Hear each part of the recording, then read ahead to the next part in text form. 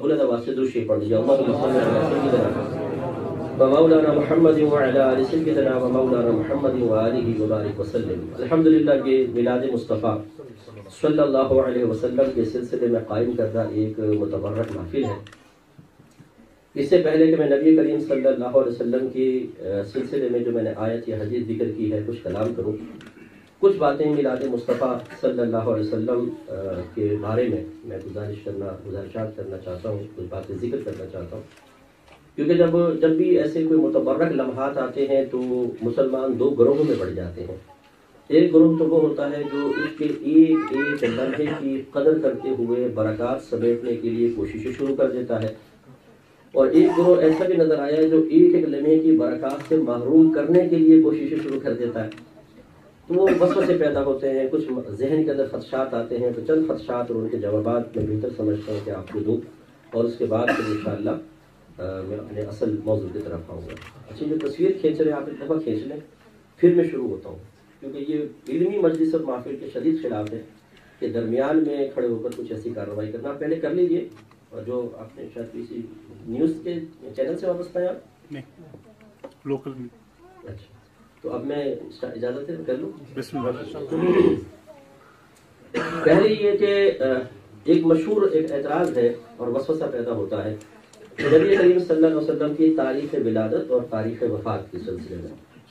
तारीख़ विलादत जो है वो आला हज़रत इमाम अहले सुन्नत ने 9 रबीउल अव्वल को बयान फरमाया है, लेकिन जमहूर 12 रबीउल अव्वल पर है, और तारीख़ वफ़ात में 12 रबीउल अव्वल में जमहूर हैं कि 12 रबीउल अव्वल को सरकार का विसाल हुआ है।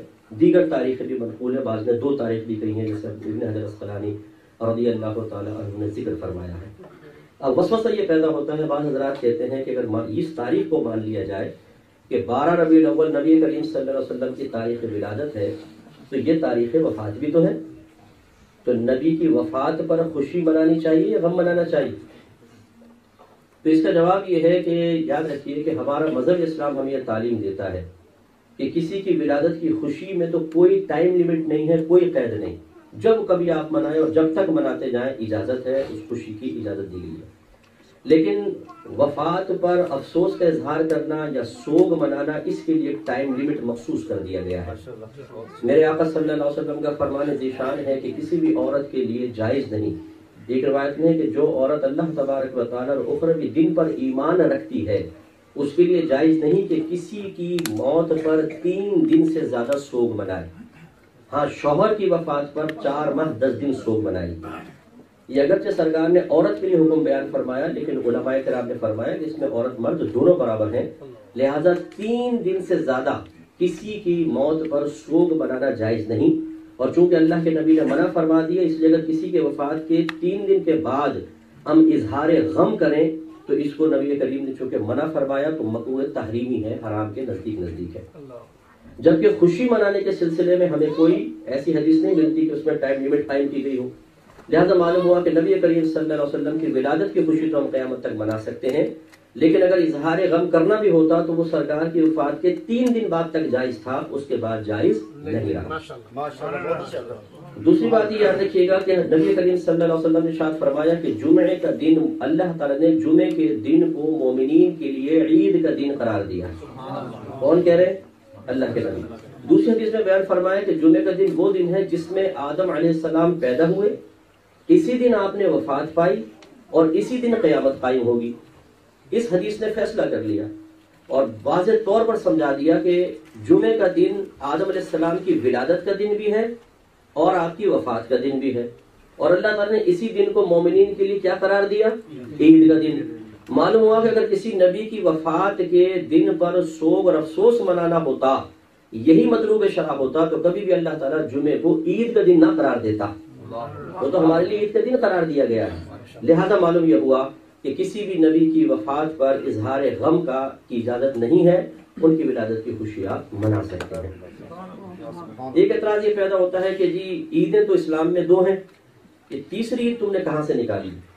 और अगर निकाली है तो 2 दिन के अंदर जैसे 2 ईदें होती हैं, ईद उल अजहा और ईद उल फित्र है, उसमें ईद की नमाज होती है, इसमें क्यों नहीं पढ़ते हो? और उसमें रोजा हराम है रखना, तो तुम इसमें रोजा क्यों रखते हो? इसका जवाब दो। تو اس کا جواب یہ ہے کہ یاد رکھیے کہ وہ ہمارے نبی کریم صلی اللہ علیہ وسلم کی طرف سے پیش کردہ 2 عیدیں ہیں. اس میں ہمارے سرکار نے باقاعدہ احکام بیان فرمائے. عید کی نماز کا تصور دیا اور روزہ رکھنا مکروہ تحریمی قرار دیا. آپ نے عید کے دن روزہ رکھنے کو منع فرمایا. یہ جو ہم عید میلاد النبی مناتے ہیں، اگر ہم یہ کہتے ہیں کہ یہ اسی طرح جو 2 عیدیں ہیں جس کا تصور اللہ کے نبی نے دیا، اسی طرح کی شرعی عید ان 2 عیدوں کی طرح اس کو بھی مانتے ہیں، تو پھر تو ہم خود یہ کہتے کہ اس میں عید نماز بھی ہونی چاہیے اور روزہ رکھنا حرام ہونا چاہیے. لیکن جب ہم اس کو عید تو کہتے ہیں لیکن نہ روزہ رکھنے کو منع کرتے ہیں نہ نماز کا حکم دیتے ہیں، تو اسی سے ہماری نیت ظاہر ہوتی ہے کہ ہم نے اس کو ان 2 عیدوں کی مثل عید قرار نہیں دیا ہے، بلکہ جس طریقے سے عید بار بار لوٹ کر آتی ہے اور انسان اظہار خوشی کرتا ہے، اسی طریقے سے ہم نے نبی کریم صلی اللہ علیہ وسلم کی ولادت باسعادت کی نسبت سے اس کو عید کا یا خوشی کا دن قرار دے کر اس میں اظہار خوشی کو اپنایا ہے. جیسے جمعے کے دن کو اللہ کے نبی نے عید کا دن قرار دیا، یہ تو اللہ کے نبی نے قرار دیا نا، ہم نے تو نہیں بتایا اس میں نماز ہے نہیں ہے، جیسے عید کی نماز ہے ویسے تو نہیں ہے نا. اور کیا جمعے کے دن خاص روزہ رکھنا منع ہے؟ نہیں ہے. اس کا مطلب یہ ہوا کہ جب اللہ کے نبی نے اس کو عید کا دن قرار دیا تو ان 2 عیدوں سے ہٹ کر ایک نیا تصور پیش فرمایا. ان 2 عیدوں کا الگ تصور، ان کا الگ تصور. اسی طریقے سے جب عید میلاد النبی مناتے ہیں، ہم یہ نہیں کہتے کہ یہ ان 2 عیدوں کی مثل عید ہے، بلکہ ہم کہتے ہیں کہ یہ ان 2 عیدوں سے بڑھ کر عید ہے، اس لیے کہ وہ عیدیں بھی اس عید کے صدقے میں حاصل ہوئی ہیں. اور ہم اس کو شرعی اعتبار سے اس طرح کی عید نہیں مانتے کہ جس میں نماز بھی ہے اور جس میں روزہ رکھنا منع ہے، تو یہ اعتراض ہم پر وارد نہیں ہوتا ہے. بعض بھائی کہتے ہیں کہ کیا اللہ کے نبی نے اس کا حکم دیا؟ خود عید میلاد النبی منائی، صحابہ کرام نے حکم دیا، انہوں نے منائی نہیں، تو بس پھر آپ بھی نہ منائیں. پہلے ایک بات سمجھ لیں اچھے طریقے سے کہ میلاد ہے کیا. ایک تو میلاد لغوی اعتبار سے ہے ایک سرکار کی ولادت، ٹھیک ہے، سرکار کی آمد کا تذکرہ میلاد. لیکن جو اعتراض ہوتا ہے نا وہ اصطلاحی میلاد پر ہے. اور ہم بھی جب میلاد کا لفظ کہتے ہیں تو صرف ولادت مراد نہیں ہوتی، بلکہ ہم آج کل جو میلاد کا ایک اصطلاحی مفہوم ہے وہ مراد لیتے ہیں. جب ہم کہتے ہیں ہم نبی کریم کی میلاد منا رہے ہیں تو اس کا مطلب کیا ہے؟ سرکار کی ولادت کے واقعات بیان کرنا، آپ کے فضائل، آپ کے کمالات، آپ کے اوصاف، آپ کے معجزات کا تذکرہ، پھر کھانا کھلانا، محافل کا انعقاد کرنا، نعتیہ محافل ہیں، بیانات ہو رہے ہیں، جلوس نکالنا، لائٹنگ، دودھ پلانا، اس تمام کے مجموعوں کو کہتے ہیں ہم میلاد مصطفیٰ کر رہے ہیں، یہ میلاد مصطفیٰ منا رہے ہیں. اعتراض کرنے والا بھی اس پر اعتراض کرتا ہے کہ اس حیات قضائیہ میں جس طریقے سے آج آپ کر رہے ہیں، کیا کبھی اللہ کے نبی نے کیا؟ صحابہ نے کیا؟ نہیں. کیا انہوں نے حکم دیا؟ نہیں. تو بس اس کا مطلب جب اللہ کے نبی نے نہیں کیا، صحابہ نے نہیں کیا، حکم بھی نہیں دیا، تو پھر یہ ناجائز ہوگا. تو آپ کی خدمت میں گزارش ہے، اس کا جواب یہ ہے کہ یہ ضابطہ قاعدہ ہی بالکل غلط ہے کہ اللہ کے نبی نے کیا ہو تو کام جائز ورنہ نہیں، صحابہ کرام نے کوئی کام کیا اور اس کو حکم دیا ہو تب بھی جائز ورنہ نہیں. ایسا کوئی ضابطہ قاعدہ نہیں.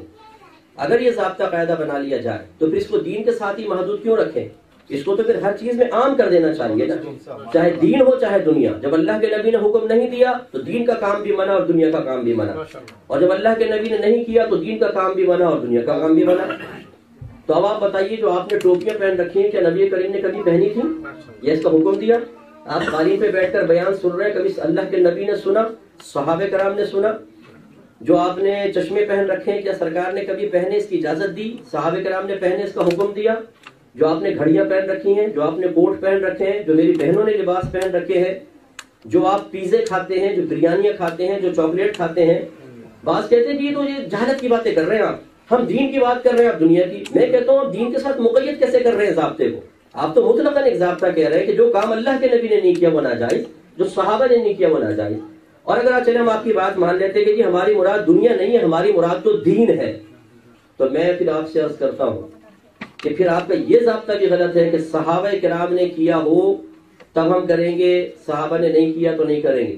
یہاں تک بھی نہ آئے، اللہ کے نبی کو معیار بنائے. بس اللہ کے نبی نے کیا تو صحابہ کرام بھی کرنا چاہیے تھے، اللہ کے نبی نے نہیں کیا تو صحابہ کرام کو بھی روکنا چاہیے تھا. کیوں؟ اس لیے کہ یہ تصور خود صحابہ کرام سے ہمیں حاصل ہوا اور اس کا جواب بھی صحابہ کرام نے دے دیا. جب سرکار کا وصال ہوا، پہلے قرآن کتابی شکل میں جمع نہیں تھا، مسیلمہ کذاب نے نبوت کا دعویٰ کیا، ابو بکر صدیق رضی اللہ تعالیٰ عنہ نے لشکر بھیجا، کثیر صحابہ اس میں شہید ہوئے جو حافظ قرآن تھے.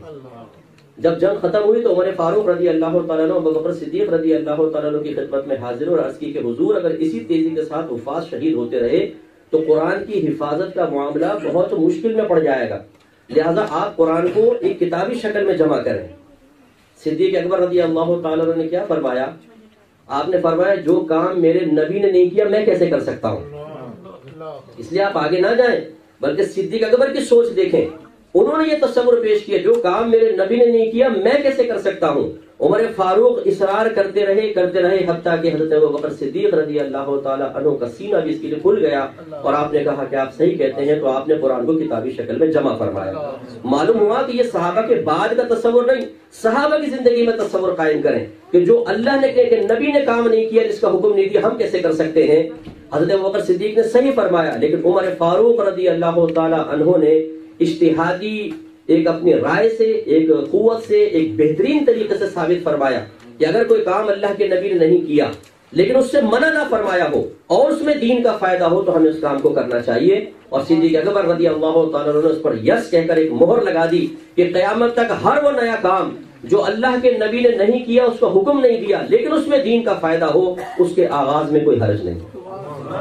یہی وجہ ہے کہ عمر فاروق رضی اللہ تعالیٰ عنہ کا دور آیا، سرکار کے دور میں ابو بکر صدیق رضی اللہ تعالیٰ عنہ کے دور میں تراویح 20 رکعت جماعت کے ساتھ نہیں ہوتی تھی۔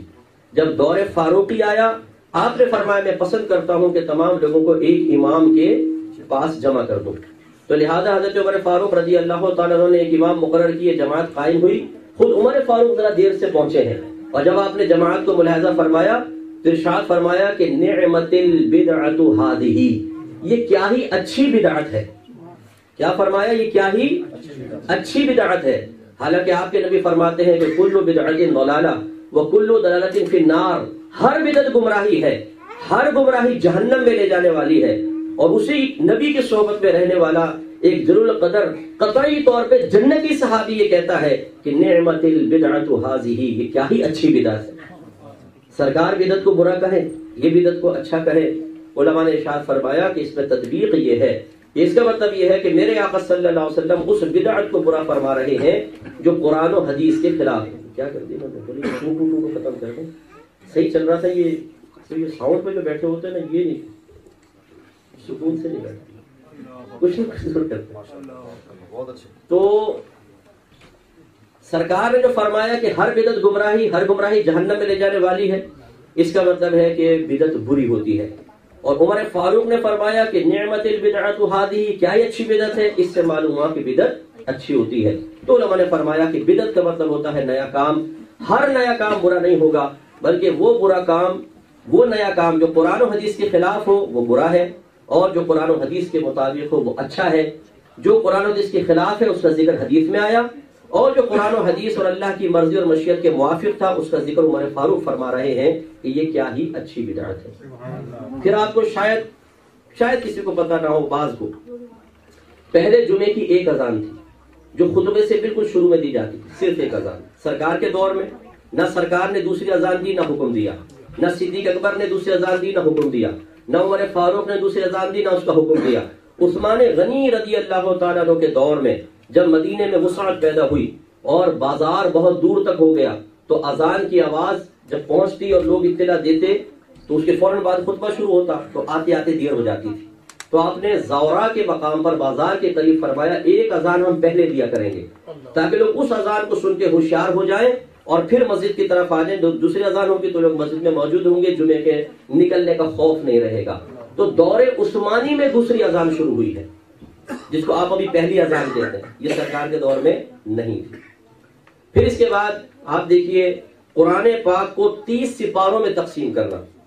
جب سرکار صلی اللہ علیہ وسلم نے قرآن کو پیش فرمایا تو آپ تو بیان فرماتے، صحابہ کرام پتوں پہ لکھ لیتے، اونٹ کی ہڈیوں پر۔ دور ابو بکر صدیق میں اس کو کتابی شکل میں جمع کیا گیا، لیکن 30 سپاروں کی تقسیم اس زمانے میں نہیں تھی۔ اعلیٰ حضرت امام اہل سنت رضی اللہ تعالیٰ عنہ جیسا محقق اور زبردست قوت حافظہ رکھنے والا شخص، ان سے فتاوی رضوی میں پوچھا گیا کہ حضور یہ بتائیے کہ قرآن کو 30 سپاروں میں کس نے تقسیم کیا ہے اور ان سپاروں کے نام بھی رکھ دیے ہیں؟ کیونکہ ہم یہ دیکھتے ہیں کہ بعض اوقات یہ سورت چل رہی ہوتی ہے، ایک لائن جو ہے وہ رہ جاتی ہے، وہ اگلے سپارے میں آ جاتی ہے اور باقی पूरी सूरत पिछले सिपारे में है, ये क्यों ना हुआ कि इसको भी पीछे कर दिया जाता? तो ये किसने इसको 30 सिपारों में तकसीम किया है? आला हज़रत फरमाते हैं कि ये किसी नामालूम शख्स का कारनामा है। मुख्तलिफ मकातिब फिक्र हो सकता है लोग यहाँ बैठे हो या मेरा बयान सुन रहा हूँ, मैं सबको दावत देता हूँ, जरा बताइए 30 सिपारों में किसने कुरान को तकसीम किया था और इन 30 सिपारों के नाम किस शख्स ने रखे थे? आज हर मकतब फिक्र कुरान को 30 सिपारों की सूरत में ही छाप रहा है, तो ये बिदअत कैसे जारी हो गई? ना अल्लाह के नबी ने 30 सिपारों का हुक्म दिया था, ना सरकार ने 30 सिपारों के नाम रखे थे।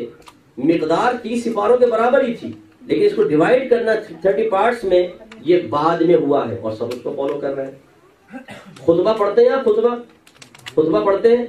मेरे सरकार ने और चारों खुलाफा राशिदीन ने ना इन्होंने किया ना हुक्म दिया कि इसमें सरकार ने फरमाया मेरे सहाबा का जिक्र करना, या खुलाफा राशिदीन ने खुद कहा कि हमारा जिक्र करना। आज जिस भी आप मकतब फिक्र की मस्जिद में चले जाएं, चंद एक को छोड़कर, खुतबे के अंदर चारों खुलाफा का जिक्र होता है नहीं होता? सरकार के दोनों चचाओं का जिक्र होता है, आले रसूल का जिक्र होता है, मुस्तहब करार दिया है फुकाहा ने। अब ये ना पहले हुक्म था ना ये, अब सब उसको कर रहे हैं। इसी तरीके से ईमान मुफस्सल, ईमान मुजमल, 6 कलिमे। इसी तरह मस्जिद पर गुम्बद और मीनार, ना सरकार ने इसका हुक्म दिया, ना सरकार ने बयान फरमाया, ना सहाबा ने हुक्म दिया, ना सरकार ने बयान फरमाया। इन सब का ताल्लुक दीन से है कि दुनिया से है? दीन से है। आपकी मस्जिद में जमात के औकात लिखे हुए हैं, हर मकतब फिक्र की मस्जिद में चले जाए जमात के औकात होंगे। फजर की जमात इतने बजे, जोहर इतने, असर, मगरिब, इशा। क्या अल्लाह के नबी ने कभी जमात का वक्त मखसूस किया या उसको हुक्म दिया? सहाबे के नाम ने जमात का वक्त रखा या हुक्म दिया? नहीं। लेकिन हम इसको फॉलो कर रहे हैं और इतने मजबूती के साथ कि इमाम साहब 2 मिनट भी लेट हो जाते हैं तो हम पलट के देखते हैं। खुद अच्छा शादी ब्याह में आधे घंटे लेट पहुंचे, किसी को मुलाकात के वक्त 12 बजे दिया है, 2:30 बजे पहुंच के माजरतें कर रहे होंगे यार थोड़ी देर हो गई। लेकिन इमाम साहब 2 मिनट लेट हो जाए तो हम इतना इस टाइम को लाजिम मलजूम समझते हैं कि पलट के देखते हैं कि इमाम साहब कहाँ चले गए, हालांकि इसका हुक्म नहीं था। ये क्या, ये कैसे हो रहा? फिर मदारिस का क़याम, उनमें सिलेबस, ये सब अब मुकर्रर हुए हैं, पहले तो नहीं थे। सरकार ने किसी सहाबी को सनद जारी की हो, कोई एक बताए, उसकी दस्तार बंदी की हो, बताइए कोई? नहीं, ये सब अभी जारी है, हर मकतब में फिक्र कर रहा है। अच्छा ये बताइए, सिहाए सित्ता, 6 जो हदीस की किताबें हैं, क्या सरकार ने हुक्म दिया था 6 किताबों के अंदर मेरी सही हदीसें डालो, या सहाबे कराम ने हुक्म दिया था? नहीं, सब जमा। तो इसलिए मतलब ये कहना कि सरकार ने हुक्म दिया तो हम करेंगे, नहीं, ये ज़ाब्ता गलत है। ज़ाब्ता कायदा याद रखें, जिस काम को अल्लाह ताला उसके रसूल ने मना किया वो गलत है, वो हम नहीं कर सकते हैं। और जिसको अल्लाह ताला उसके रसूल ने हुक्म दिया वो करना वाजिब, और जिसके बारे में खामोशी इख्तियार फरमाई तो शरीयत की तरफ से खामोश होना ही उसके जवाज की दलील होता है। बाद लोग कहते हैं कि अच्छा बुखारी में दिखा दें जरा, अगर बुखारी के अंदर मिलाद नजर आ जाए ना, मिलाद का कोई हदीस, तो हम मान लेंगे। तो पहले मैं सवाल करता हूँ कि इसका मतलब है आपके नजदीक ज़ाब्ता कायदा ये हुआ कि जो चीज बुखारी में वो ठीक, बुखारी में ना हो तो गलत, ये मानते हैं आप ज़ाब्ता? यस। तो मैं कहता हूँ फिर लफ्ज़ बुखारी पूरी बुखारी में दिखा दें, और जो चीज बुखारी में नहीं हो तो गलत होती है, इसका मतलब बुखारी गलत हो गई। दूसरी बात ये कि जो आपने ज़ाब्ता कायदा बनाया ये पूरी बुखारी में दिखा दें कि इमाम बुखारी ने फरमाया कि मेरी बुखारी में मिल जाए तो मान लेना वरना नहीं मानना, तो ये ज़ाब्ता पूरी बुखारी में दिखा दे। नहीं मौजूद तो जो बुखारी में नहीं मौजूद वो गलत, तो इसका मतलब है आपका ये क्वेश्चन या दावा ही गलत।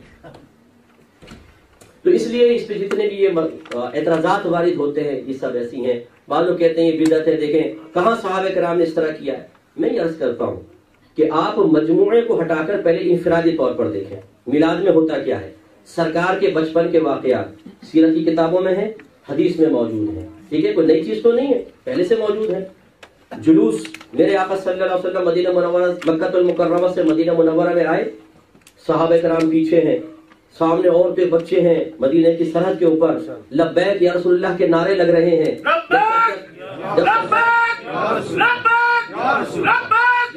माशाअल्लाह। तो जब सरकार करीब आए तो हजरत बुरैदा अस्लमी रजी अल्लाह तआला अन्हु आपको गिरफ्तार करने के लिए आए। अभी तक ईमान नहीं लाए थे, कुफार ने इनाम रखा था कि जो मोहम्मद को माज़अल्लाह गिरफ्तार करके लाएगा उसको इनाम मिलेगा। तो जब वो करीब आए तो मेरे आका सल्लल्लाहु अलैहि वसल्लम ने फरमाया पकड़ ले। एक रिवायत में वो खुद आगे बढ़े तो जमीन में उनका घोड़ा घुटने तक धंस गया। अब वो आगे बढ़ाए तो बढ़े नहीं, तो घबरा गए कि ये तो सरकार का ही कोई मुआवजा है। तो कहा कि अगर आप मुझे छोड़ दें तो मैं चला जाऊंगा। सरकार ने जमीन को फरमाया छोड़ दे, जमीन ने छोड़ दिया, वो चले।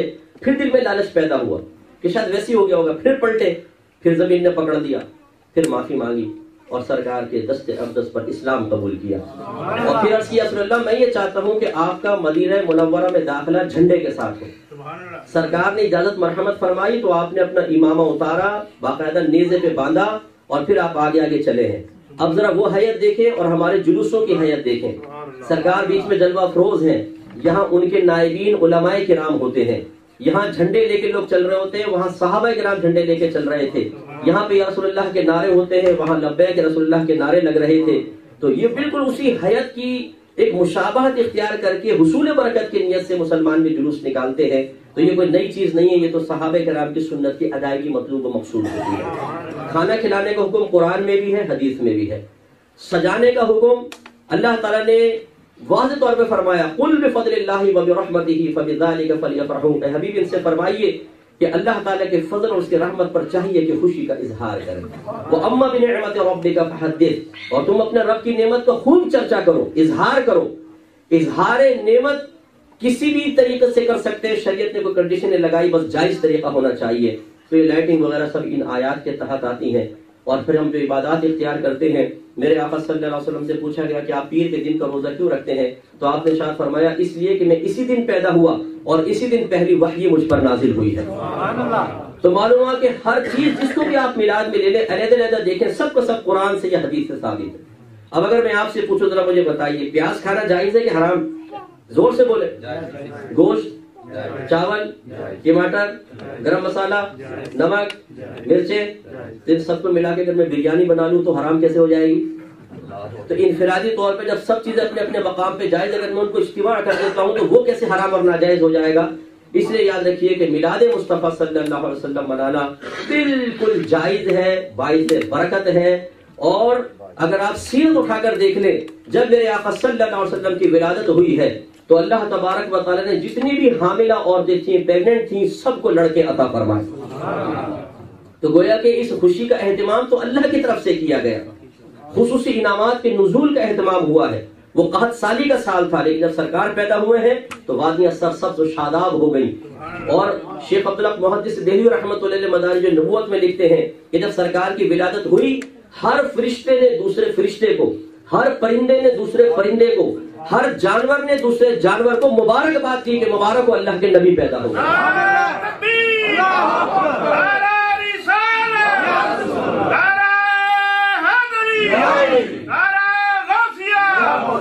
تو سرکار صلی اللہ علیہ وسلم کی ولادت باسعادت پر اس طرح انعامات کا اہتمام اور برکات کا اہتمام تو اللہ کی طرف سے ہوا. تو اس لیے اس کو اختیار کرنے میں کوئی حرج نہیں ہے. امید ہے کہ بہت سی باتیں آپ سمجھ گئے ہوں گے. ایک دفعہ درود شریف پڑھ لیجیے. اللهم صل علی سیدنا و مولانا محمد وعلی آل سیدنا و مولانا محمد وآلہ وبارک وسلم. میں نے آپ کے سامنے ایک حدیث عرض کی اور ایک آیت کریمہ. پہلے میں حدیث عرض کرتا ہوں. سرکار نے بڑے واضح طور پہ فرمایا کہ تم میں سے کوئی بھی اس وقت تک کامل ایمان والا نہیں ہو سکتا جب تک کہ میں اسے اس کے والد, اس کی اولاد اور تمام لوگوں سے زیادہ محبوب نہ ہو جاؤں. یعنی جب تک ہم اپنے نبی سے, اپنے والد, اپنی اولاد اور تمام لوگوں سے, تمام لوگوں میں دوست, احباب, رشتہ دار, بیوی, بچے سب آ جاتے ہیں, ان سے زیادہ اللہ کے نبی سے محبت نہیں کریں گے, ہمارا ایمان کامل نہیں ہوگا. مجھے بتائیں, آپ ناقص رہنا چاہتے ہیں یا کامل بننا چاہتے ہیں؟ اگر ہم دنیا کے اعتبار سے دیکھیں تو اس میں ہم کامل بننا بھی چاہتے ہیں اور اس کے لیے کوشش کرنا بھی چاہتے ہیں. مثال کے طور پہ آپ پاکستان میں تھے, جو پرانے لوگ ہیں, جو ان کے بون بچے ان کا تو نہیں, جو پاکستان میں تھے, انہوں نے دیکھا کہ پاکستان میں تھوڑا سا نقص نظر آیا, یو کے اس کے مقابلے میں کامل نظر آیا, تو ایک کامل لائف کے لیے ویزا لے کر یہاں تشریف لیا. ناجائز نہیں کہہ رہا ہوں, لیکن انسان ایک پرفیکٹ لائف کے لیے چاہتا ہے کہ چلے میں اچھی جگہ جاؤں, آپ یہاں تشریف لے آئے. یہ الگ بات ہے کہ مرنے کے لیے پاکستان کامل ہے, مرنے کے بعد کہتے ہیں دفنانا مجھے وہاں پر, زندہ رہنے کے لیے اچھا نہیں ہے پاکستان, مرنے کے بعد بڑا پیارا ہے پاکستان, زندہ رہنے کے لیے یو کے. چلے بہرحال, تو ہم نے وہاں سے یہاں پہ آپ نے مائگریٹ کیے, یہاں تشریف لائے. اگر آپ کو موقع مل جائے, کوئی ایک باڈی بلڈر کی پکچر دکھائی جائے اور کہا جائے کہ دیکھیں اس کے پیٹ میں کیسے سیٹس بنے ہوئے ہیں, چیسٹ دیکھیں, باڈی دیکھیں, آپ کی بھی بن سکتی ہے اور بڑی ایزیلی, پورا خرچہ میں کروں گا, بنیں گے؟ یہ کہیں گے یار اگر فری میں تو وائی ناٹ, میں اتنا خوبصورت ہو جاؤں گا. بالکل. تو ہم صحت کے اعتبار سے بھی قابل بننا چاہتے ہیں. اگر ایک ڈاکٹر یہ کہے کہ آپ یہ چاہتے ہیں کہ آپ کے جسم میں کوئی بیماری نہ رہے, ایک بھی بیماری, اور نہ آئندہ لائف میں کوئی بیماری ہو. ہم کہیں گے یار موسٹ ویلکم، یہ تو بہت زبردست چیز ہے. ہم صحت کے اعتبار سے بھی کامل بننا چاہتے ہیں. اسی طرح اگر ہمیں پیسہ کمانے کا موقع مل جائے، آج کل تو دیکھیں وہی حدیث کے مفہوم کے مطابق میرے آقا صلی اللہ علیہ وسلم نے فرمایا کہ ایک زمانہ ایسا آئے گا کہ انسان اس بات کی پرواہ نہیں کرے گا کہ وہ کہاں سے کما رہا ہے، حلال ہے یا حرام، بس وہ کمائے گا. وہ یہ دور آ چکا ہے. ہم دنیاوی لحاظ سے کامل بننا چاہتے ہیں کہ اگر میرا مکان ہو سب سے بہترین، گاڑی سب سے بہترین، لباس سب سے بہترین. ہماری خواتین کو دیکھ لیں کہ شادی بیاہ میں جاتی ہیں تو پھر دوسرے اور اپنا لباس دیکھتی ہیں. اگر اپنے لباس میں زیادہ خوبصورتی نظر آئے تو تھوڑی سی چوڑی ہو کے بیٹھ جاتی ہیں، اور نہ ہو تو پھر شوہر کو جا کے کہتی ہیں کہ تمہیں پہلے ہی کہا تھا مجھے ایسا لباس مل جائے. یقین کرو میں نگاہ نہیں اٹھا سکی ہوں دوسرے کے سامنے تمہاری وجہ سے صرف. تو عورت بھی کامل بننا چاہتی ہے. ہم کوئی شادی کرنا چاہتے ہیں، اگر ہمیں 4 لڑکیوں کا فوٹو دیا جائے جس میں کہا جائے یہ نمازی بچی ہے لیکن شکل کی حیثیت اور یہ جو ہے نا یہ بڑی پڑھی لکھی اور خوبصورت ہے، تو ہمیں جو سب سے کامل نظر آئے گی نا وہ فوٹو نکالنی بس جیسا آپ کہیں ویسے میں راضی. لیکن یہ اور اگر لڑکی کو چوائس کا موقع ملے تو جو سب سے کامل مرد نظر آئے گا وہ اس کو نکالے. کہنے کا مطلب یہ ہے کہ جو دنیاوی معاملات میں ہم دیکھتے ہیں تو ہم نقص پر راضی نہیں رہتے، ہم کاملیت کی طرف جانا چاہتے ہیں. ایک اور مثال دیتا ہوں، پھر میں اس طرف لے کر آؤں گا. اگر آپ کو کہا جائے اگر یہ آپ یہ کام کر لینا، تھوڑا سا مشکل تو ہے لیکن کام کر لیں تو آپ کو 5 لاکھ پاؤنڈ ملے گے. تھوڑا کم کیا، اتنے کامل نہ رہے آپ تو 4 لاکھ، اس سے کم تو 3 لاکھ، اس سے کم 2 لاکھ، اس سے کم 1 لاکھ، اس سے کم 50,000، اس سے کم 25,000، اس سے کم 10,000، اس سے کم 5,000، اس سے کم 50 پاؤنڈ، اور اس سے کم کیا تو 10 پاؤنڈ. اب آپ بتائیں کون سا کرنا چاہیں گے آپ؟ کون سا والا؟ زور سے بولیے. 10 والے پہ راضی ہوں گے؟ بولے 10,000 والے پہ، 1 لاکھ والے پہ نہیں. کون سا چاہیے؟ 5 لاکھ والا. اس کا مطلب یہ ہوا کہ دنیاوی معاملے میں کم پر راضی نہیں ہوتے. تو بس یاد رکھیں کہ جو نبی کریم صلی اللہ علیہ وسلم کا محبت رکھنے والا امتی ہے، جو حقیقتاً کامل محمدی ہے، وہ ایمان کے معاملے میں بھی نقص پر کبھی راضی نہیں ہوگا، وہ کامل ترین بننا چاہے گا. جس طرح دنیاوی معاملے میں ہم کبھی نقص کو پسند نہیں کرتے ہیں، کمی کو پسند نہیں کرتے ہیں، ایسی ہم دینی معاملے میں بھی کاش اپنے آپ کو سب سے فوق دیکھنا چاہتے ہیں، سب سے اپنے نبی کی بارگاہ میں کامل ایمان دیکھنا چاہتے ہیں. لیکن اس میں عموماً ہم دنیاوی معاملے میں پریکٹیکل کرنے کی طرف توجہ رکھتے ہیں، خالی دعویٰ نہیں. اگر ایک آدمی کہتا ہے میں کروڑ پتی بننا چاہتا ہوں، اس کی بھی کوشش کرے گا، لیکن دینی معاملے میں جب آتا ہے تو ہم صرف زبانی دعووں کو سب کچھ سمجھتے ہیں. اگر ہمارے درمیان بیٹھ کے کوئی فلک شگاف نعرہ لگا دے گلا پھاڑ کر، ہم کہتے ہیں بس جاؤ، اور کوئی ضرورت نہیں ہے آپ کو. میں آپ کو لقب دیتا ہوں، مفتی صاحب ان سے ملیے، بہت بڑے عاشق رسول ہیں. کیا علامت ہے؟ نعرہ گلا پھاڑ کے لگاتے ہیں. صاحب ان سے ملے، یہ بہت بڑے عاشق رسول ہیں. اب سر سے پاؤں تک دیکھیں کوئی بظاہر علامت نہیں. کیا علامت ہے؟ ماشاءاللہ 12ویں میں 20 دے کے پکاتے. صاحب ان سے ملے، بہت بڑے عاشق رسول ہیں. اچھا کیا علامت ہے؟ جب نعت پڑھتے ہیں نا رونے لگ جاتے. یعنی ان چیزوں کو محبت رسول کی علامت قرار دے کر اور اپنے آپ کو کہتے ہیں بس اتنی سی باتیں کر لو کامل ایمان ہے. دنیاوی معاملے میں کبھی بھی ہم صرف دعوے پہ راضی نہیں ہوں گے. اگر بیوی کہتی ہے مجھے آپ سے بڑی محبت ہے، ہم کہتے ہیں ثبوت پیش کر. اور شوہر کہتا ہے کہ مجھے تجھ سے بڑی محبت ہے، عورت کہتی ہے بتا مطلب کیا ہے؟ ایسے تو نہیں کہو گے تم، آج سے پہلے تو کبھی نہیں کہا تھا، کیوں کہہ رہے ہو؟ بتاؤ کوئی دوسری شادی ابھی تو نہیں کرنی ہے؟ سیدھی بتاؤ کیا چکر ہے؟ تو ہم مطلب یہ کہ کبھی بھی دعووں میں مطمئن نہیں ہوتے. دلیل دو، ثبوت فراہم کرو. لیکن جب دینی معاملہ آتا ہے تو کاش کبھی آئینے میں کھڑے ہو کر جب ہم یہ دعویٰ کرتے ہیں کہ میں عاشق رسول ہوں، میں غلام رسول ہوں، تو پھر آئینے کے سامنے کھڑے ہو کر اپنے آپ سے پوچھتے کہ پیش کر اپنے عاشق رسول ہونے کی دلیل پیش کرو، غلام رسول ہونے کی دلیل پیش کرو تاکہ تمہارا ایمان کامل ہو. اور دلیل کیا ہے؟ میرے آقا نے واضح فرما دیا کہ مجھ سے محبت کرو. اور صرف محبت نہیں، تمہارے قلب میں میری محبت سب محبتوں پر غالب ہونی چاہیے، تب تمہارا ایمان کامل ہوگا. تو کاش ہم اس پر غور کرتے کہ کیا میرے دل میں نبی کی محبت ہے، کیونکہ دعوت سب کا ہے. آپ سب محبت کرتے ہیں سرکار سے؟ بھائی کرتے ہیں نا؟ اچھا سب سے زیادہ کرتے ہیں کہ نہیں کرتے ہیں؟ دونوں دعوے ہیں. اب دلیل درکار ہے. تو چونکہ ٹائم کم ہے، عبداللہ بھائی کی تشریف لائے ہوئے ہیں، تو میں بالکل سمیٹ کر بس عرض کرتا ہوں 2 باتیں.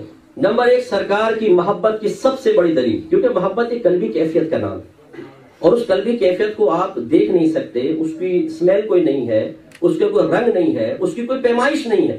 اس محبت کو آپ کیسے پہچانیں گے؟ بتائیں مجھے سرکار سے محبت ہے کہ نہیں؟ بتائیے بھائی. آپ میرا دل کو نہیں جھانک سکتے نا. آپ میرے ظاہر کو دیکھ کے کچھ بتا سکیں گے، بھائی آپ نے داڑھی رکھی ہوئی ہے، امامت سجایا ہوا یہ ہے، تو اس کا مطلب یہ ہوا کہ قلب میں موجود محبت کی کوئی نہ کوئی ظاہری علامت ہوتی ہے جس سے انسان پہچانتا ہے کہ یہ واقعی اللہ کے نبی سے محبت رکھنے والا ہے. تو بس اس ظاہری علامت کو میرے اللہ نے قرآن عظیم میں بیان فرمایا.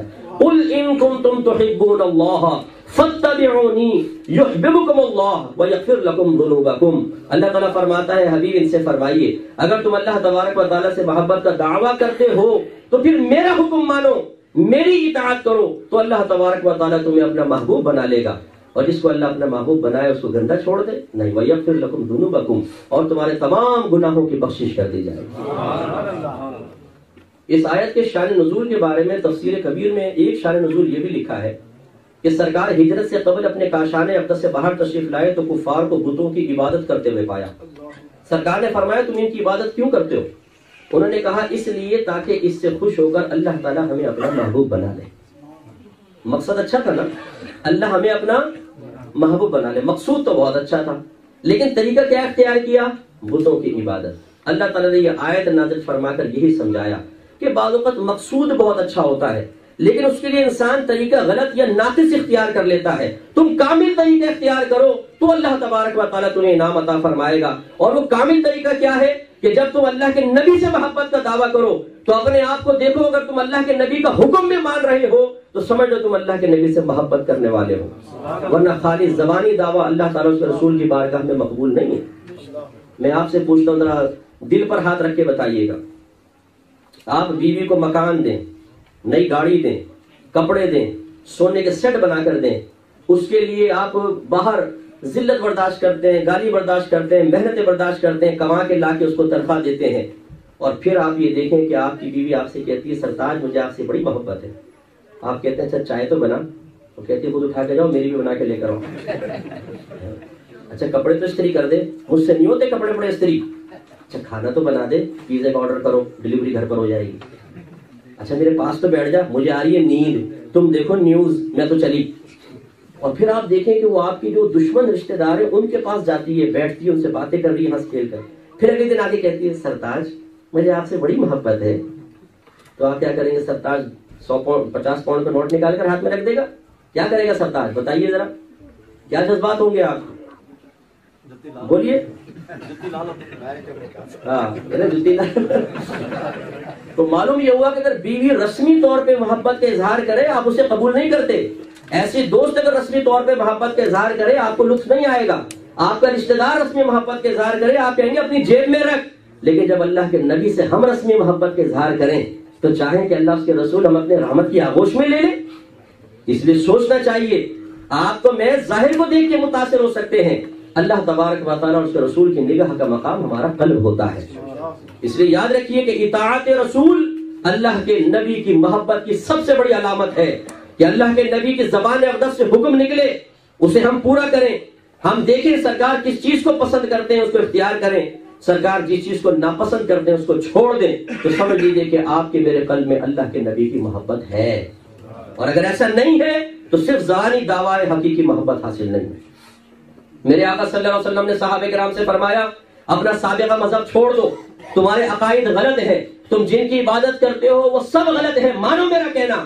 صحابہ کرام نے کہا لبیک یا رسول اللہ, ہم نے اپنے عقائد بدلے, ہم نے چھوڑ دی اپنے معبودان باطلہ کو جن کو آپ رب کہتے ہیں, ہم اسے اپنا رب ماننے کے لیے تیار ہیں. ہم اپنا نہ خاندان دیکھیں گے, نہ برادری دیکھیں گے, نہ ماما چاچا پھپھا تایا, کسی کو نہیں دیکھیں گے, ہم آپ پر ایمان لائیں. کوئی آپ میں کھڑے ہو کر کہے تم سب کے عقیدے غلط ہو بدل لو, بدلیں گے آپ؟ معلوم ہے بہت مشکل ہوتا ہے عقیدہ بدلنا. لیکن میرے سرکار نے بیان فرمایا, صحابہ کرام نے لبیک کہا. پھر سرکار نے کچھ عرصے بعد فرمایا مکہ چھوڑ دو. مکہ چھوڑنے کا مطلب کیا ہے؟ چلتے ہوئے کاروبار بند کر دو, اپنی زمینیں چھوڑ دو, اپنے باغات چھوڑ دو, جانوروں سے بھری ہوئی وادیاں چھوڑ دو, اپنی برادری کو چھوڑ دو, ان گلیوں کو چھوڑ دو جن میں تمہارا بچپن گزرا ہے, جن سے تمہاری پاکیزہ یادیں وابستہ ہیں, چھوڑ دو, میرے لیے اللہ کے لیے چھوڑ دو, اور مدینے کی طرف جاؤ, ایک اجنبی مقام کی طرف نکل جاؤ. کسی کی تیوری پہ بل نہیں پڑا, کسی کا رنگ فق نہیں ہوا, کسی نے بہن کو نہیں دیکھا, کسی نے بہنوئی کو نہیں دیکھا, کسی نے چاچا ماما کو نہیں دیکھا, کسی نے رننگ بزنس کو نہیں دیکھا. لبیک یا رسول اللہ کہا. جس کو کمبل ملا اس نے کمبل اوڑا, لباس تھا نہیں تھا, سواری کا جانور تھا نہیں تھا, وہ پیدل ہی مدینہ منورہ کی طرف روانہ ہوا. یہ اطاعت رسول تھی. جب صحابہ کرام مدینہ منورہ پہنچے، انصار صحابہ سے سرکار نے ارشاد فرمایا ایک مہاجر بھائی کو اپنا دوست بناؤ اور اپنا آدھا مال اپنے مہاجر بھائی کو دو. آدھا مال. اگر آپ کے اگر کوئی پیر صاحب ہوں، وہ آپ سے کہیں تمہارا پیر بھائی ایک پاکستان سے آ رہا ہے، تمہارے 2 مکان ہیں، ایک مکان اس کو دے دو، اور جو 2 دکان ہے نا، ایک کپڑے والی دوسری والی اپنے بھائی کو دے دو، اور تمہارا بینک بیلنس ہے 50 لاکھ کا، 25 لاکھ پاؤنڈ اس بھائی کو دے دینا. تو آپ کہیں گے پیر صاحب میں ذرا سوچ رہا تھا ایک نئے پیر صاحب سے فیض لے لوں، کیونکہ آپ تو بہت خطرناک نکلے، میرا آدھا مال لے رہے. ہم آدھا مال دینے میں تیار ہوں گے، پیر صاحب کی عقیدت جائے بھاڑ میں، ہم چھوڑ دیں گے. لیکن قربان جائیے انصار صحابہ کے، جب سرکار نے یہ حکم فرمایا، جواب میں زبان سے یہ نہ نکلا یا رسول اللہ آپ کو ہم نے یہاں پر ایک طرح کی سیاسی پناہ دی ہے، ہم نے تو پورے ماحول کو اپنا دشمن بنا لیا ہے، ہمارے چلتے ہوئے بزنس رک گئے ہیں، لوگوں نے ہم پر اقتصادی پابندیاں لگانا شروع کر دی ہیں، کیا اتنا کافی نہیں ہے کہ آدھا مال دے دیں؟ نہیں یا رسول اللہ آپ کی زبان اقدس سے نکلا لبیک، سارا مال و متاع آپ کے قدموں میں ہے، آپ راضی ہو گئے تو سب راضی ہو جائیں گے، آپ ناراض ہوئے تو پھر مال کے رکھنے کا فائدہ کیا ہے؟ عبد الرحمن بن عوف رضی اللہ تعالیٰ عنہ کو پیشکش ہوئی ہے، 2 بیویاں ہیں، آپ ان میں سے جس کو پسند کریں مجھے حکم فرمائے، میں اس کو طلاق دیتا ہوں، اس کا نکاح آپ کے ساتھ کرتا ہوں، اور یہ آدھا مال آپ کا. آپ نے فرمایا کہ نہیں مجھے بس بازار کا راستہ بتاؤ، بازار کا ایک بزنس فرمایا. اس طرح صحابہ کرام نے قربانیاں دی. آج ہمارے ہاں کیا ہوتا ہے؟ بڑے بیٹھ جاؤ بس، یہ نا بہت شکریہ مہربانی، چاہے تو آپ ہماری اکیڈمی فنڈ میں دے دیجیے گا، وہ بھی بلکہ میں آپ کو مشورہ دوں گا یہ آپ کا یہ جو مسجد بن رہے ہیں اس فنڈ میں دیں، آپ جو بھی مجھے دینا چاہتے ہیں اس فنڈ میں دے دیجیے. ذرا سنیے گا، غور سے سنیے گا. آج ہماری حالت یہ ہے کہ صحابہ کرام نے، بلکہ یہ واقعہ پہلے سنیں پھر میں آپ سے کہتا ہوں، جنگ بدر میں ابو بکر صدیق رضی اللہ تعالیٰ عنہ مسلمانوں کی طرف سے ہیں، آپ کے صاحبزادے عبد الرحمن کفار کی طرف سے آئے ہیں. جب جنگ ختم ہوئی ہے، بیٹا ایمان لے آیا، ابا جان سے ملاقات ہوتی ہے تو کہتے ہیں کہ بابا جان آپ جنگ بدر میں کئی مرتبہ میری تلوار کے سامنے آئے، لیکن باپ ہونے کا خیال کر کے میں نے آپ کو چھوڑ دیا. صدیق اکبر رضی اللہ تعالیٰ عنہ نے قوت ایمانی کے ساتھ فرمایا عبد الرحمن اگر تو ایک مرتبہ میں میری تلوار کے سائے میں آتا، خدا کی قسم تیری گردن اڑانے میں دیر نہ کرتا.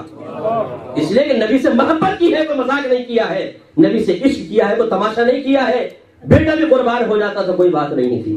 ایک ہماری حالت ہے، کہتے ہیں غلام رسول اور پھر گستاخ رسول سے ہاتھ ملاتے ہیں، اس کو چائے پلاتے ہیں، جو نبی کو منہ بھر بھر کے گالیاں بکے.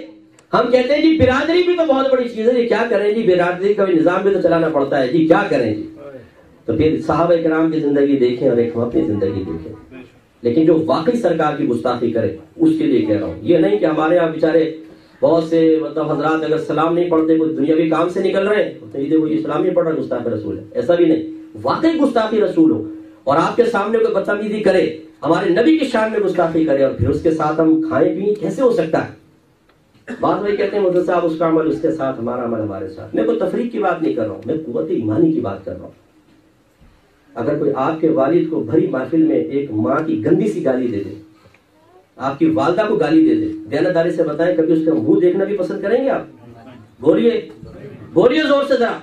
لیکن کوئی ہمارے نبی کو برا بھلا کہے کہتے چھوڑو یار، بس لڑائی جھگڑا مفتی صاحب مناسب نہیں ہے، تفریقی کی بات نہیں ہونی چاہیے، سب کو مل کر رہنا چاہیے. تو جو ہمارے ماں باپ کو گالی بکے ماں بہن کی، اس کے ساتھ بھی مل کر رہنا چاہیے، اسے بھی چائے پلانی چاہیے، اسی کی بھی دعوت کرنی چاہیے. ہم لوگ تو اتنی باتوں پر اگر کوئی کہتا ہے نا کہ یار شادی کارڈ میں کسی اور کے ذریعے بھجوا رہا ہوں تو بولتے اپنے پاس ہی رکھ، میں نے نہیں آنا، میں اتنا کم تو ہوں، خود لا کر دو شادی کارڈ میں. اگر کوئی ہم سے سیدھے منہ بات نہیں کرتے ہو کہ میں چائے کا نہ پوچھا، ہم کہتے ہیں ہماری بے عزتی کر دی، میں چائے تک کا نہیں پوچھا. ہم اتنی باتوں پہ قطع تعلق کر کے ساری زندگی ملنا چھوڑ دیتے ہیں. لیکن نبی کریم کے معاملے میں دل اتنا نرم اور پپو ہے کہ کوئی کچھ بھی کہتا ہے تو یار چھوڑو یار، نہیں بری بات ہے یار. دیکھو نا اخلاق بھی کوئی چیز ہوتی ہے، تو بھائی پھر اخلاق اس کے ساتھ بھی کرتے جو ہمیں ہماری ماں باپ کو گالیاں پکے، وہاں بد اخلاقی کیوں؟ تو اخلاق یاد رکھیں یہ ہے. میرے آقا صلی اللہ علیہ وسلم نے ارشاد فرمایا اس زمانے میں فرقہ پیدا نہیں ہوا تقدیر کا منکر، اس کو قدریہ فرقہ کہتے ہیں. سرکار نے ارشاد فرمایا کہ میری امت کے تقدیر کے منکر یعنی قدریہ سے تعلق رکھنے والے اس امت کے مجوس ہیں، آتش پرست ہیں. فرمایا جب تم سے ملو تو خندہ پیشانی سے نہ ملو، سلام میں پہل نہ کرو، اگر بیمار ہو جائیں تو عیادت نہ کرو، اگر مر جائیں تو ان کے جنازے میں شرکت نہ کرو. یہ کس کا پیغام ہے؟ اس نبی کا جو اخلاق کا درس دینے کے لیے تشریف لائے. تو انہوں نے 2 طرح کے اخلاق پیش کیے ہیں. ایک مسلمان کا اخلاق پیش کیا ہے، موحد کا، صحیح العقیدہ کا، کہ اگر وہ ایک تھپڑ مارے اپنا دوسرا گال بھی آگے کر دو کہ بھائی اور مار لے، میں تو اس سے انتقام نہیں لوں گا. لیکن جب کوئی بد عقیدے کی باری آتی ہے تو سرکار ارشاد فرماتے ہیں کہ سلام میں پہل مت کرو، بیمار ہو جائے تو عیادت نہ کرو، مر جائے تو جنازے میں شرکت نہ کرو۔ اگر میں کہوں تو آپ کہہ سکتے ہیں مفتی صاحب ہمارے پاس آئے اور ہمارے درمیان ایسی بات کہہ کے چلے گا، یہ میں نہیں کہہ رہا ہوں، یہ آپ کے نبی کہہ رہے ہیں جن کا آپ نے کلمہ پڑھا ہے، وہ آپ کو اخلاقیات کا درس دے رہے ہیں۔ تو اطاعت رسول یہ ہے کہ جو اللہ تعالیٰ اس کے رسول کی شان میں گستاخی کرے اس سے ہمارا بالکل کوئی تعلق نہیں ہے۔ تو میں آپ سے گزارش کرتا ہوں ذرا غور فرمائیں کہ ایک صحابہ کرام کی زندگی دیکھیں کہ ہم دیکھیں، ہم نے محبت رسول کو کھیل بنا لیا ہے۔ معذرت کے ساتھ میں جملہ کہہ رہا ہوں، ہم نے کھیل بنا لیا ہے۔ میں اکثر یہ مثال دیتا ہوں کہ جیسے آپ سپر مارکیٹ میں جاتے ہیں نا ٹرالی لے کر، جو چیز سمجھ میں آتی ہے ضرورت والی ہوتی ہے اس کو رکھ لیتے ہیں، باقی سب کو چھوڑ کر آ جاتے ہیں۔ ایسے ہی ہم نے سرکار کے احکام کو بنا لیا۔ یا رسول اللہ پہلے اپنے حکم ہمارے سامنے پیش کریں، دیکھیں گے جو پسند آئے گا وہ اختیار کر لیں گے، جو نہیں آئے گا اس کو چھوڑ دیں گے۔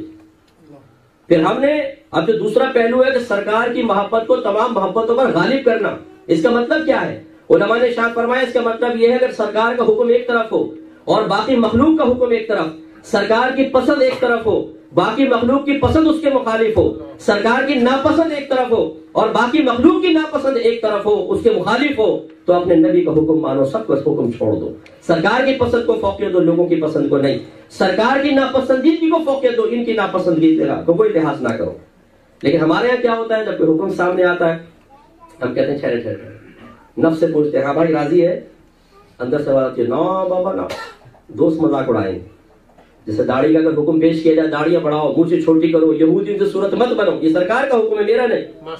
تو جب یہ حکم ہمارے سامنے آتا ہے تو ہم کہتے ہیں بھائی یار داڑھی، مفتی صاحب نے بڑا سخت بات کہہ دی ہے، اتنی سختی کے ہم لوگ عادی نہیں ہیں، مفتی صاحب ہلکا ہولا ہاتھ رکھے، ہولا ہاتھ رکھے، ہولا ہاتھ رکھے۔ پھر اگر ہم سوچتے ہیں یار داڑھی رکھوں گا تو دوست کیا کہیں گے، پھر تو مذاق اڑائیں گے، تو مولوی ہو گیا اور پھر ملا ہو گیا۔ پھر میں گھر میں جاؤں گا تو بیوی کہے گی لوگ مجھے کہہ رہے ہیں ملا کی بیوی، ملا کی بیوی، ہٹاؤ داڑھی۔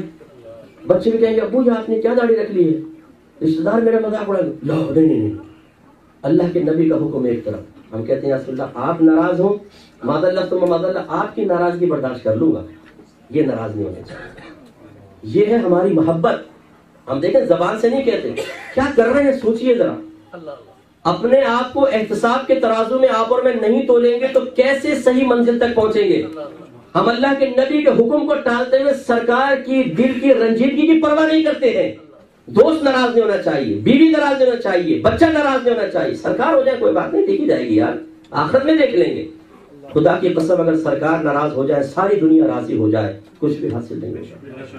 اور میرے سرکار راضی رہے اور ساری دنیا میں ریجیکٹ کر دے، اللہ کی بارگاہ میں سب سے اعلیٰ مقام انشاءاللہ آپ کا ہوگا، وہ سب شرمندہ ہوں گے۔ اس لیے میرے پیارے بھائیوں اللہ کے نبی کے حکم کو اہمیت دیں، اللہ کے نبی کے احکام کو سیکھیں۔ سرکار نے ہمیں لباس کے سلسلے میں حکم فرمایا، نگاہوں کے سلسلے میں حکم ہے، یہ نہ دیکھو وہ نہ دیکھو، یہ نہ بولو وہ نہ بولو، یہ بول سکتے ہو یہ نہیں بول سکتے، یہ سن سکتے ہو وہ نہیں سن سکتے، یہ سوچ سکتے ہو وہ نہیں سوچ سکتے، اس مقام پہ جا سکتے ہو اس مقام پہ نہیں جا سکتے ہو، یہ کھا سکتے ہو یہ نہیں کھا سکتے، یہ پی سکتے ہو یہ نہیں پی سکتے، اسے چھو سکتے ہو اس کو چھونا منع ہے، اس سے دوستی کر سکتے ہو اس سے نہیں کر سکتے ہو، ہر چیز کا حکم موجود ہے۔ ہمیں سیکھنا ہوگا، سیکھ کر اس پر عمل پیرا ہونا ہوگا، تب پھر سرکار کی محبت کی عملی صورت گویا کہ ہم نے اختیار کر لی۔ ورنہ ہم احکام ہی نہ سیکھیں اور اپنی مرضی کے مطابق ایک آزادانہ زندگی گزارتے رہے تو پھر یاد رکھیے کہ بے شمار ہم نافرمانیاں کریں گے اور عشق کے معاملے میں، محبت کے معاملے میں ہمیشہ ناقص رہیں گے، کبھی ہمارا ایمان کامل نہیں ہو سکتا۔ اب ہوتا یہ ہے کہ پہلی بات تو یہ کہ ہم سیکھتے ہی نہیں ہیں۔ احکام کون سیکھے؟ بعض تو کہتے ہیں بھائی زیادہ نہ سیکھو، سیکھو گے تو عمل کرنا پڑ جائے گا۔ بتائیے سیکھو گے تو عمل کرنا پڑ جائے گا، اس کا مطلب نہیں سیکھو گے تو میدان معاشر میں جنہوں نے سیکھا ہے وہ تو لائن میں لگے ہوں گے، ان سے حساب کتاب ہو رہا ہوگا، اور اس پپو سے کہیں گے پپو آ گیا، بھائی سیکھا ہی نہیں تھا، آئیے جنت آپ کا انتظار کر رہی ہے، کس کی جنت میں چلا جائے گا؟ سارے کے سارے لائن میں لگے ہوئے، یہ جنت میں جائے گا پپو بغیر سیکھنے والا جس نے عمل ہی نہیں کیا۔ غلط رویہ ہے، غلط سوچ ہے۔ سیکھنا فرض ہے، طلب العلم فریضۃ علی کل مسلم، آپ کے نبی فرماتے ہیں علم کا حاصل کرنا ہر عاقل والے مسلمان مرد و عورت پر فرض ہے، تو یہ سیکھنا ہوگا۔ پھر سیکھنے کے بعد یہ نہیں کہ ایک کان سے سنے دوسرے کان سے نکالے، جیسے ہم لوگ اکثر بیٹھتے اس لیے ہم تو بلڈ سرکولیشن تیز کرنے آتے ہیں، یہ ماشاءاللہ تو اعلیٰ ہے بلڈ سرکولیشن تیز کرنے کا۔ میں کل جیسے کہہ رہا تھا کہ نعت خواں ٹک کے بیٹھنے نہیں دیتا اور ہم کہتے ہیں ٹک کر بیٹھ جاؤ، یہ فرق ہوتا ہے۔ نعت خواں کہتا ہے جھومو بابا جھومو، اور بلڈ سرکولیشن بڑھتی ہے ماشاءاللہ۔ یہ پیار محبت سے آپ کے سامنے سرکار کے عشق کے شعر بیان فرماتے ہیں، آپ خوش ہوتے ہیں، سنتے ہیں، اچھی بات ہے، لیکن اگر ہم خدا نخواستہ شرعی احکام نہیں سیکھیں گے اور کوتاہی رہے گی، ایک کان سے سنیں گے دوسرے کان سے نکالیں گے، خدا کی قسم کسی کا کوئی نقصان نہیں ہے۔ لیکن عنقریب جب موت کا فرشتہ آپ کے دروازہ زندگی پہ دستک دے گا، میں کوئی تفریق پیدا نہیں کر رہا ہوں، سوچئے کہ آپ کی بیوی کتنے عرصے کے لیے آپ کے لیے دعا کرے گی؟ کیا آپ نے بچوں کو ایسی تربیت دی ہے کہ وہ آپ کی قبر پہ آ کر روزانہ فاتحہ پڑھا کریں گے؟ کیا آپ کے ایسے دوست ہیں جو آپ کے غم میں روئیں گے، آپ کی نماز جنازہ پڑھیں گے اور ایصال ثواب کا اہتمام کریں گے؟ دیانتداری سے محاسبہ کر کے دیکھ لیجیے گا، آپ یہ دیکھیں گے کہ ان کی صورتیں، ان کے چہرے، ان کی فیلنگز، ان کے جذبات بہت جلد بدل جانے والے ہیں۔ میں تو اکثر یہ کہتا ہوں جو شوہر اپنے بیوی بچوں کو سب کچھ دے وہ سر کا تاج، اور آپ ویسے ہی کہیں کہ میری نوکری چھوڑ گئی ہے، کچھ بھی نہیں ہے، اب تو زوجہ تم ہی کماؤ، تمہیں بیٹھ کے کھاؤں گا، ختم ہو گیا سب، کنگال ہو گیا میں۔ 3 دن بعد ہی دیکھیں رویے بدلیں گے۔ پہلے بیڈ ٹی پہنچتی تھی، اس کے بعد آپ خود جا کے چائے بنا رہے ہوں گے اور باقی سب کی بھی چائے بنا رہے ہوں گے۔ 2 منٹ میں لوگوں کے رویے بدل جائیں گے۔ جو رشتہ دار آج آپ کے پیسوں کی وجہ سے آپ کو عزت دیتے ہیں اور آپ کی دعوتیں کرتے ہیں، وہ اپنے دروازے آپ کے لیے بند کر لیں گے، 2 منٹ میں اوقات یاد دلا دیں گے۔ اگر کام آئیں گے تو اللہ کے نبی کام آئیں گے، جتنی مرضی نافرمانی انسان کر لے۔ ایک میرے آقا ہیں جو کبھی بھی منہ نہیں پھیرتے بلکہ دامن آغوش میں لیتے ہیں، رحمت کی آغوش میں لے کر اپنے سینے سے لگا کر سکون فراہم کرتے ہیں۔ کسی نے پوچھا یا رسول اللہ آپ کی شفاعت کن لوگوں کے لیے ہوگی؟ سرکار نے فرمایا میری امت کے کبیرہ گناہ کرنے والوں کے لیے۔ وہ اتنے پیارے نبی ہیں، ان سے ہم تعلق کمزور کر رہے ہیں۔ ان دنیا داروں سے کتنا بھی تعلق مضبوط کر لیں، چند ایک کے ماسی سب کو نہیں کہتا ہوں، خدا کی قسم مطلب کے یار ہے، مطلب کے یار۔ آپ کے فائدے ہیں تو آپ کی عزت ہے، آپ کی وقت ہے۔ آج خدا نہ خواستہ آپ کا ایکسیڈنٹ ہو جائے، بستر پہ پڑ جائے، آپ کی ٹانگیں ٹوٹ جائے اور آپ کا پیشاب وغیرہ سب بستر پر ہو رہا ہو، بدلتے ہوئے رویے 2 منٹ میں آپ کو اپنی اوقات یاد دلائیں گے۔ 2 منٹ کے اندر 4 دن کوئی صاف کرے گا، 5ویں دن کہے گا یہ کمبخت مرتا بھی نہیں ہے، ہمارے لیے مصیبت کھڑی ہو گئی ہے۔ چلتے پھرتے آپ کے اوپر طعنے کیے جائیں گے۔ لیکن جب آپ چل رہے تھے میرے آقا اس وقت بھی محبت بھری نگاہ سے دیکھ رہے تھے، اور جب آپ بستر پر ہوں گے تو اس سے زیادہ محبت کی نگاہ سے دیکھیں گے۔ جو نہ بھولا ہم غریبوں کو رضا، یاد اس کی اپنی عادت کیجیے۔ اس نبی سے کیوں نہیں رشتہ مضبوط کیا جائے؟ اس لیے میرے بھائیوں ایک کان سے سن کر دوسرے کان سے نہ نکالیں۔ خدا کی قسم کسی کا کوئی نقصان نہیں، آپ کا نقصان ہے، اس لیے ہمت کریں۔ اور پھر دوسری بات، بعض احکام جب ہم سنتے ہیں ذہن میں بھی رکھتے ہیں، لیکن پھر ہم اس میں اپنا تھوڑا بہت نقصان دیکھتے ہیں، دنیاوی نقصان۔ اور اکثر مسلمان کی عادت ہے کہ وہ اخروی نقصان جتنا بھی بڑا ہو اس کو برداشت کر لیتا ہے، لیکن دنیاوی نقصان تھوڑا بھی برداشت کرنے کے لیے تیار نہیں ہوتا۔ میں اس کی ایک مثال دیتا ہوں، ناراض تو نہیں ہوں گے آپ؟ نہیں ہوں گے نا؟ میرے آقا صلی اللہ علیہ وسلم نے ارشاد فرمایا کہ کافر کا مال تمہارے لیے مباح ہے سوائے دھوکے اور جھوٹ کے۔ فراڈ سے کافر کا مال بھی نہیں لے سکتے، جھوٹ بول کے نہیں لے سکتے۔ اور میرے خیال میں اس ملک میں سب سے زیادہ بینیفٹ مسلمان ہی جھوٹ بول کے لے رہا ہوگا۔ جھوٹ بول کر ہم کافر، اور یہ کافر کا مال نہیں ہے، میں آپ کو بتاؤں۔ لوگ کہتے ہیں تو گورنمنٹ کافر ہے۔ گورنمنٹ اگر کافر ہے تو مجھے بتائیں مال کس کا ہے؟ آپ کیا مسلمان ٹیکس نہیں دیتے؟ آپ کا بھی ٹیکس جمع ہوتا ہے، غیر مسلم کا بھی ہوتا ہے، اور مکس ہو کے پھر وہ سب کو تقسیم ہوتا ہے بلا تفریق۔ آپ کے ملک کا یہ خاصہ ہے، جو ہمارے مذہب کا خاصہ تھا وہ انہوں نے اختیار کیا اور وہ دیتے ہیں، تو یہ خالصتاً کافر کا مال نہیں ہے، اس میں تو مسلمان کا مال بھی شامل ہے۔ اور کیسے کیسے ماشاءاللہ پاکستانیوں کو اللہ نے دماغ زبردست دیا۔ یہ ہے، یہ الگ بات ہے غلط کام میں لگائیں گے دماغ کو اکثر، لیکن دماغ بہت بڑے بڑے ہمارے پاس۔ یعنی میرے ایک دوست نے بتایا کہ وہ پاکستان سے سونے کی ڈلیاں آتی ہیں یہاں پہ، اوپر ہوتا ہے 20 کیرٹ کا سونا اور اندر 18 کیرٹ کا، اور ایسی اس کی کوٹنگ کرتے ہیں کہ جب یہ مشین میں ڈال کر کو چیک کرتے ہیں، مزارے جو مشین بتا دے کہ اندر کیا ہے۔ میرے والد صاحب بتایا کرتے تھے، وہ چاول کا کام کرتے تھے کہ جو وہاں سے چاول ایکسپورٹ ہوتے ہیں تو بوری کے بیچ میں PVC پائپ جو ہوتا ہے نا پلاسٹک کا، وہ رکھ دیا کرتے، چاروں طرف اچھا چاول اور بیچ میں گندا چاول، پھر وہ پائپ باہر نکال دے۔ اب جب وہ چیک کرتے ہیں تو آپ کو پتا ہے نا، وہ مار کے تھوڑا سا دیکھتے ہیں چاول سیمپل، وہ سائڈ سے تو اچھا نکلتا ہے، جب وہ پورا کھولتے ہیں تو انگریز بھی سب پکڑ کے بیٹھ جاتا ہے، کر کیا رہا ہے؟ یہ ہمارا مسلمان کر رہا ہے۔ تو ہمیں اس قسم کے احکام، خصوصاً جو ہماری جن سے مخالف بیٹھی ہوئی ہیں، جب ان کو کہو نا زکوٰۃ نکالیں، قربانی نکالیں، ایک دم ان کے سر میں درد ہے، ہم تو کماتے بھی نہیں، ہم کہاں سے کریں؟ سونے کے سیٹ بنا بنا کے رکھے ہوئے ہیں، بینک بیلنس بنا کے رکھا ہوا ہے، قربانی کون کرے گا؟ قربانی کا بکرا، یہ ہے نا شوہر زندہ باد، ہم کہاں سے کریں؟ عید یعنی حج کے پیسے بھی لائے گا، عمرے کے پیسے بھی لائے گا، خود سونے کے سیٹ دبا کے رکھے ہوئے ہیں، نہ ان کی زکوٰۃ نکالتی ہیں، نہ اس میں سے فطرہ ادا اپنے پاس سے فطرہ ادا کرتی ہیں۔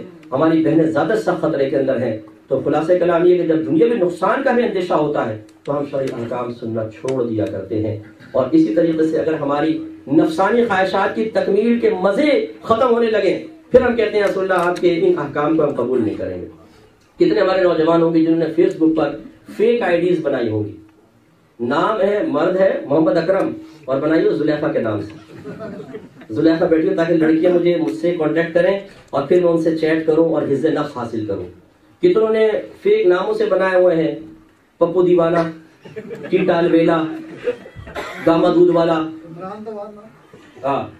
تو اس طرح کے کر کے اور پھر لڑکیوں سے دوستیاں کرنا, اور مقصود کیا ہے, ماذا اللہ ثم ماذا, اپنی نفسانی خواہشات کی تکمیل. اب جب یہ سمجھائیں گے کہ لڑکیوں سے دوستی نہیں کرو, لڑکیوں کے لیے مرد سے دوستی کرنا حرام ہے, تو وہ چونکہ یہ احکام شرعی مطلب ہماری نفسانی خواہشات کی تکمیل کے راہ میں رکاوٹ بنتے ہیں, تو ہم ان کو قبول کرنے کے لیے تیار نہیں ہوتے. خدا سے کلام یہ ہے میرے بھائیوں کہ نبی کی محبت ہے, تماشا نہیں. میرے آقا صلی اللہ علیہ وسلم کے پاس ایک شخص آیا, اس نے کہا رسول اللہ میں آپ سے محبت رکھتا ہوں. سرکار نے فرمایا جانتے ہو کیا کہہ رہے ہو؟ عرض کی جی ہاں. فرمایا پھر آزمائشوں کے لیے تیار ہو جاؤ, اس لیے کہ اللہ کی محبت آسانی سے نہیں ملتی ہے. یہ خالی نعت خان جو یہ تو بیچارے آپ کو عشق رسول کی شمع آپ کے قلب میں مزید روشن کے لیے کرنے کے لیے تشریف لاتے ہیں. میرا حسن ظن ان کے قلب میں خلوص ہوتا ہے, اخلاص ہوتا ہے, لیکن ہم اسی کو کافی سمجھتے ہیں کہ بس جھوم لو کافی ہے. جھوم لو کافی نہیں ہے, قربانی دینی پڑتی ہے. قربانی جیسے صحابہ کرام نے قربانیاں دی ہیں تب انسان کامل و اکمل بنتا ہے. اس طرح حضرت بشر حافی رضی اللہ تعالیٰ عنہ ولی گزرے ہیں. کچھ لوگ آئے, حضور ہم آپ سے محبت کرتے ہیں. فرمایا کیسے آئے؟ آپ سے محبت کرتے ہیں. آپ نے پتھر اٹھایا, وہ مارے 2-4 تو بھاگے. فرمایا کہاں بھاگتے ہو؟ بابا پاگل ہو گئے, کیا ہو گیا, پتھر مار رہے. تو آپ نے فرمایا کہ بے وقوفو, کیا تم نے مجھ سے دعوی محبت نہیں کیا تھا؟